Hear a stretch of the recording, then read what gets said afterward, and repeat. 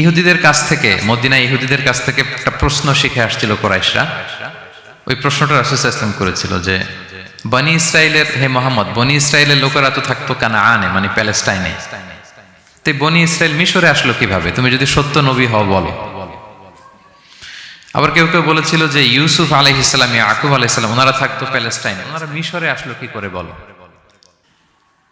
আবার সাহাবারা মাঝে মাঝে মক্কায় বলতেন, ইয়া রাসূলুল্লাহ, শুধু জান্নাত জাহান্নামের আয়াত, আখিরাতের আয়াত, তাওহীদ শিরকের আয়াত, এগুলো আমাদেরকে বলা হয়, কোনো ঘটনা কোরআনে বলা হয় না কেন? আমাদেরকে যদি একটা ঘটনা শোনাতেন আমরা ইন্সপায়ার্ড হতাম।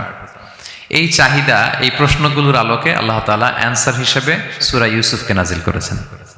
তাহলে শোনো, আহসানুল কসাস, একটা গল্প কত মাধুর্যময় হতে পারে শোনো। এবং এর মধ্যে দিয়ে আল্লাহ তাআলা বলেছেন বনি ইসরাইল কিভাবে প্যালেস্টাইন থেকে ইজিপ্টে মাইগ্রেট করলেন।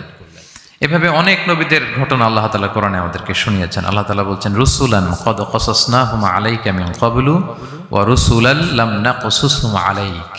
অনেক নবীর ঘটনা হে নবী আপনাকে আমি শুনিয়েছি, আবার অনেক নবীর ঘটনা আমি শোনাইনি। তো যেগুলো আমি শুনিয়েছি এগুলো আবার আপনি আপনার উম্মতদেরকে শোনান। ফাকসুসিল কসাসা লাআল্লাহুম ইয়াতাফাক্কারুন। আপনি এই কিচ্ছাগুলো, ঘটনাগুলো আপনার উম্মতকে শোনান যাতে করে তারা চিন্তাশীল হতে পারে।